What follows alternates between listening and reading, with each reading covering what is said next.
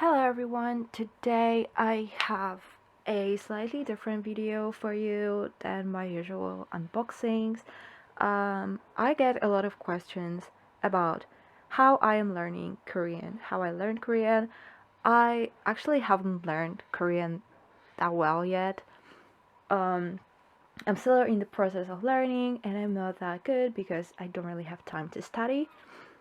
So in this video I decided to cover, I guess, everything that I use to study Korean. I'm gonna show you my notebooks. I'm gonna show you different ways that I use to study the language. I'm also gonna show you the, I guess, websites that I use and all the phone applications that I use to study Korean. Uh, and a little disclaimer. I am not that great in Korean. I started learning Korean about a year ago, but because I am a full-time student and I work on weekends, I don't really have time to study Korean on my own, and I'm not studying Korean at university, so this is just what I do at home to study the language.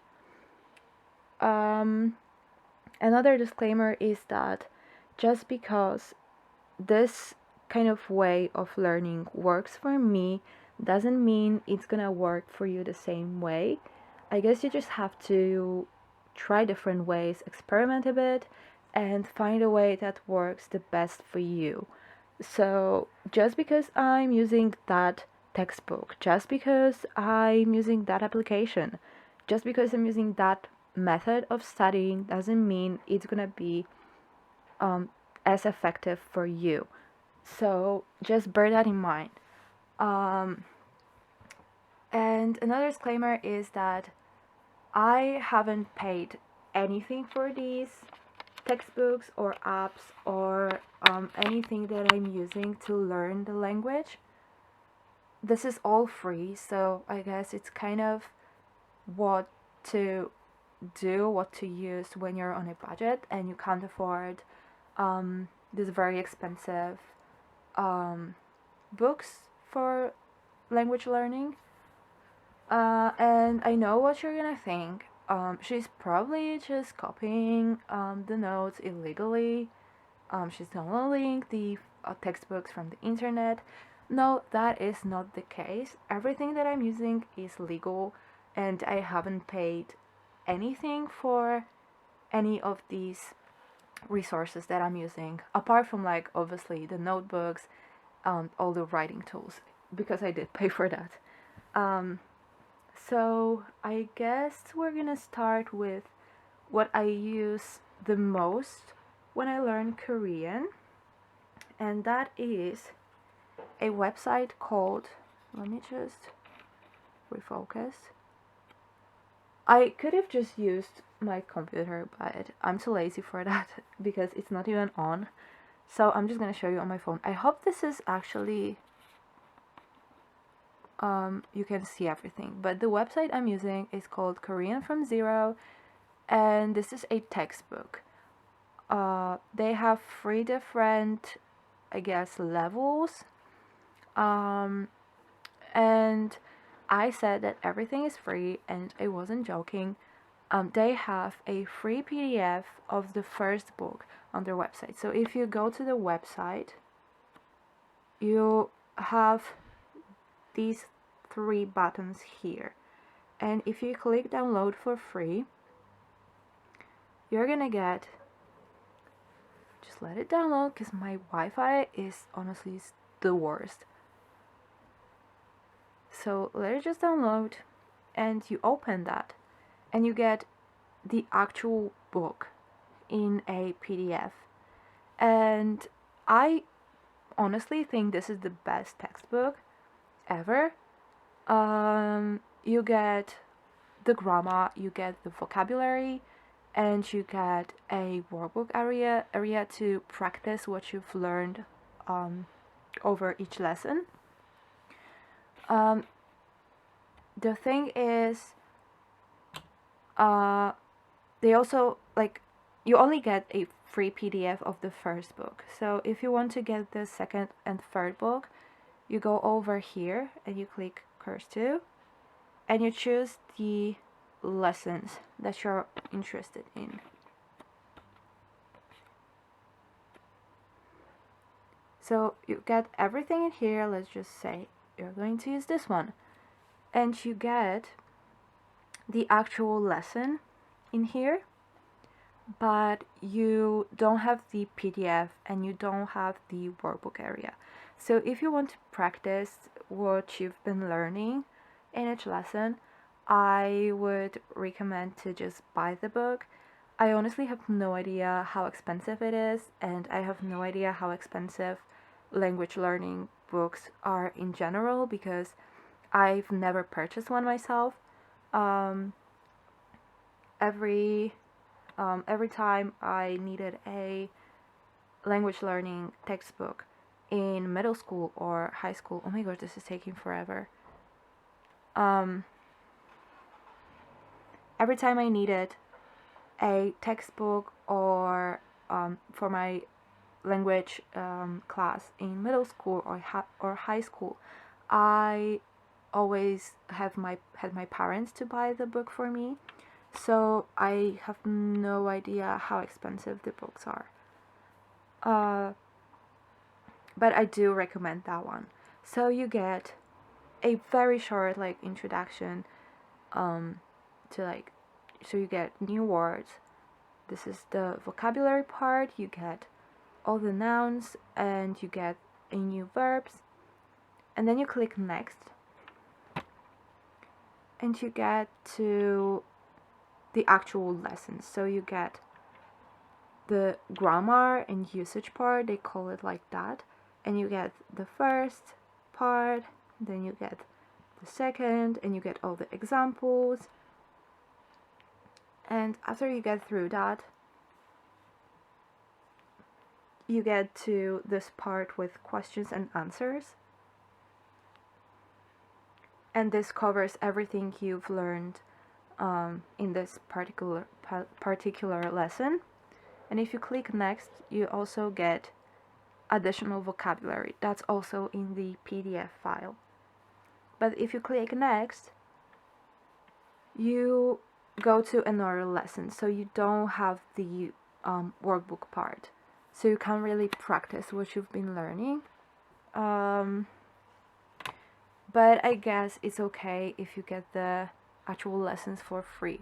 So if you're not too fussed about practicing what you've been learning, which I think is very important in language learning, but if you don't mind, I would recommend this textbook a lot because I've been using that one all the time, honestly.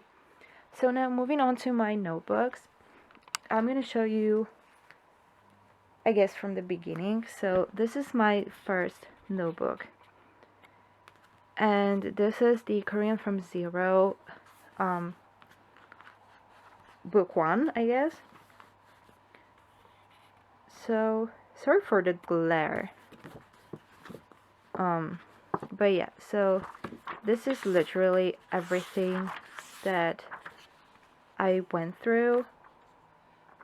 This is the whole, because I learn by writing, so I write literally everything that's in the lesson.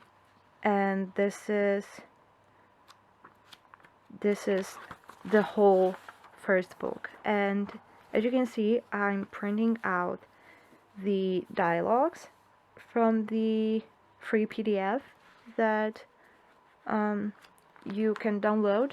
I didn't print the whole thing because it's actually pretty thick. There's a lot of pages, so I didn't want to print that. And here, because I finished the notebook, I just got these few pages. Obviously, I didn't do much of the workbook area. I literally just did for few first lessons and then I just forgot. But here I started book 2 in this larger notebook. But I didn't really like this notebook, so I stopped using that on lesson 11. So that's the last lesson that I had here. But as you can see, let me refocus. You get all the vocabulary. You get the grammar.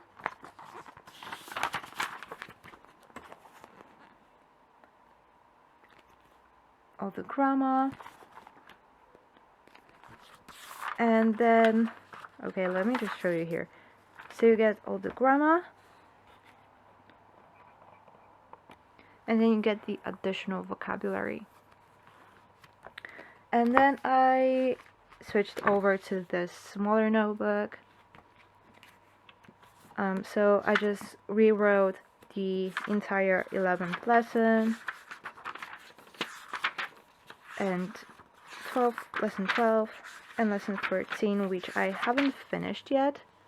So I am almost done with book 2 of the Korean from Zero. Doesn't mean that I already know everything that's in these 2 books.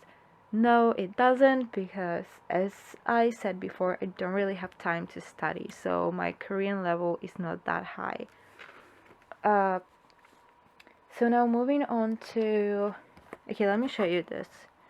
I did write all the additional vocabulary from Korean from Zero in this binder.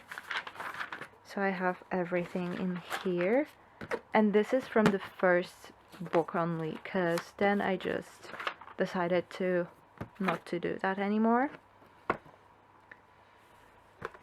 The next kind of way of studying, the method of studying that I tried, is just writing the vocabulary and then writing, okay, you can't see anything.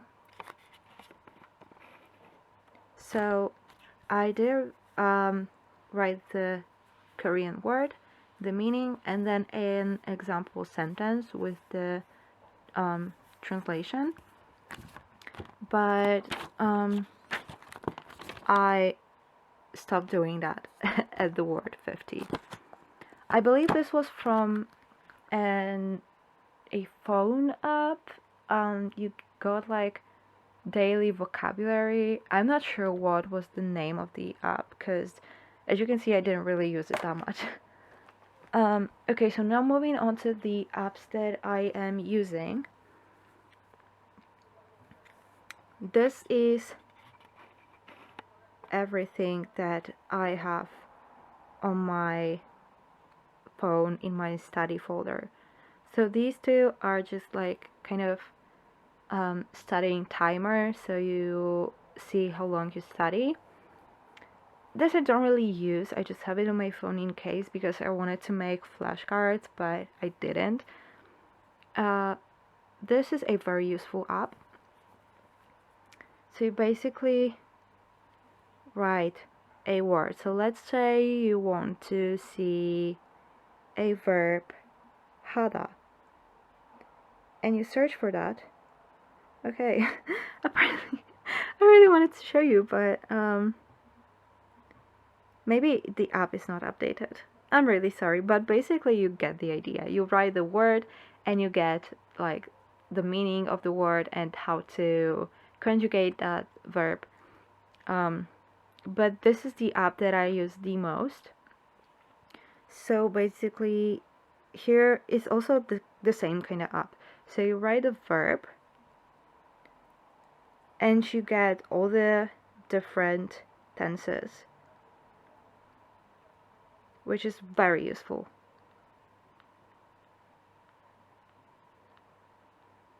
You just don't get the translation of that verb, so if it's a verb you don't know, you don't really know what it means, you just know how to conjugate that.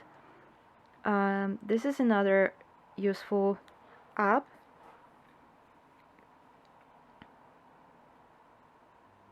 And it's for grammar. So you get all the different grammar, what's the word, like different structures. You get a conversation here, and you get all the different sentences. And here you get the actual grammar lesson, so you know how to use that. It's all in Korean though, so apart from like the translation. Oh, sorry. Also, the app that I use a lot is the naver dictionary, which is what I use when I don't know. Oh my gosh, sorry. This is another app that I'm gonna show you. But yeah, you basically just, let's say this one, because this one was the verb that I looked for recently.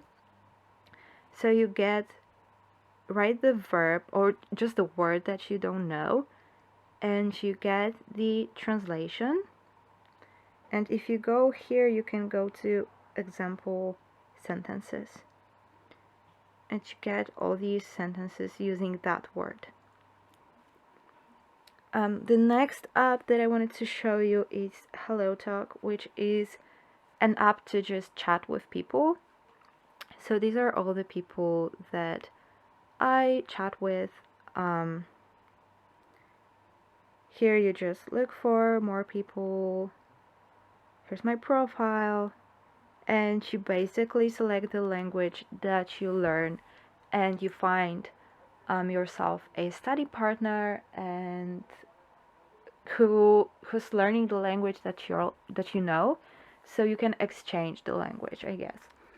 And I am so sorry, my camera just stopped recording. I didn't even notice that, so I have no idea where I stopped recording, but I'm pretty sure I started talking about the last method that I've started recently using to learn Korean. So I'm just gonna talk about that. I'm really sorry if it's just all messy, but I didn't even realize that my camera cut off. But this is the last method that I'm using to study Korean. I started doing that very recently, and I basically use K-pop songs to learn the language, the vocabulary that I don't understand, and the grammar patterns, which is kind of tricky to learn with K-pop songs because, as you know, like in songs, the artist doesn't necessarily use the correct way of speaking the language. They kind of make it work in the song to kind of make the rhyme or whatever. So you should be aware of that.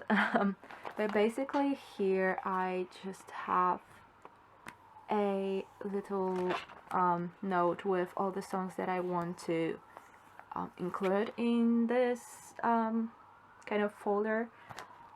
And then I hope this is in focus. And then this is what I'm actually doing. So I write the Korean lessons.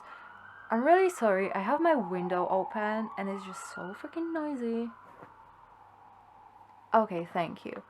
So I write the Korean lyrics here, and then I mark all the words that I don't understand, and I write them here with the definition. So if that's a verb, or sorry, I just knocked the tripod. If that's a verb, or if it's a noun, or if it's a grammar pattern like here, I just write when you use it and how you use it and how it affects the verb. So yeah, I just did that, and I have all the songs that I really like. And if you see just the Korean lyrics without any words marked, that's because I literally did that the other day, so I haven't went through the lyrics yet. But basically I just mark all the words that I don't understand, and even if it's like the same word over and over again in like 10 different songs, if I'm still not sure what that means, I would write it down in here. So this is what it looks like. Here's some BTS. This is what I wrote yesterday, so that's why there's just no words marked. And here are some other random songs that I just really like. And here's some Day 6 and 101, which I also did yesterday. So after I write down all the words that I don't understand in here, I go over to my notebook and I just write everything down once more. So I have the verbs in here, grammar, nouns, either random expressions or like adverbs, or sometimes I just have full sentences, like for example here, which I just didn't know how to translate, so I wrote the actual translation here, because like I knew what each word mean on its own, but I didn't know how to kind of translate the full sentence, because translating each word individually just doesn't make any sense in the sentence. Or for example, like my friend, I really wanted to say that there's a thunderstorm, but I didn't know how to say that, so he told me, you say it that way. This is a correct way to sound natural to when saying there's a thunderstorm, which literally, I wrote the literal translation, so the thunder, lightning hits. That's the literal translation of that sentence, but it means there's a thunderstorm. So like, for example, with rain is the same. You don't say it's raining, you say the rain came or the rain comes, which is kind of funny, but that's just what the language is like. So I write everything in here. I originally wanted to kind of rip the pages and just have verbs together, then nouns together, but I don't know if I will do that. I'm just gonna maybe keep it in this notebook. We'll see. But I've been really enjoying that way of studying, and it works kind of okay for me, I guess, because whenever I listen to a song and usually when I listen to songs, I have the lyrics in front of me and I try to follow the lyrics, and kind of because I am a visual learner, so I have to look at the thing that I'm learning. So it really helps me to kind of understand what the groups are singing about, which is what I am interested in. I really want to understand what I am listening to. So this is what works for me, and I'm gonna film a full video on how I'm studying using that method. So hopefully it's not gonna go up too late, but yeah. I guess that's all for this video. Sorry if it's all messy and kind of long, but I just really wanted to include everything that I use to study Korean. I hope you enjoyed that. I hope it was helpful in a way. I hope it's gonna kind of make you more aware of the method you're choosing to study the language.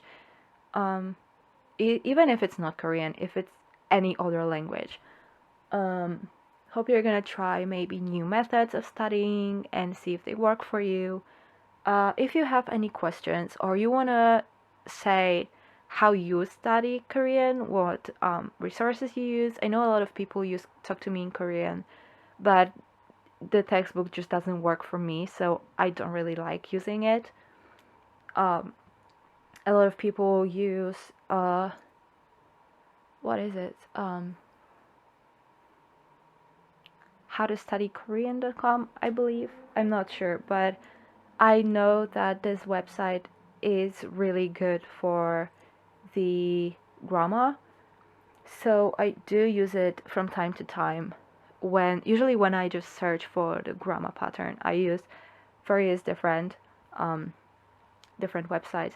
I also use a website called italki. I think that's how you pronounce that. Italki. Italki. I think it's italki. Um, it's very useful when you're looking for a grammar pattern on the internet. There's a lot of people who help you. I don't personally have an account there, but whenever I look for a certain grammar structures, I tend to go to that website. What else? Yeah, so I guess that's everything. So if you have any questions or you just want to share the method of studying you're using, what works best for you, please let me know. I am more than interested. Because I might just try a different method and see if it works for me. Maybe I will find something even better than what I am using now. So thanks so much for watching, and I see you in my next video. Bye!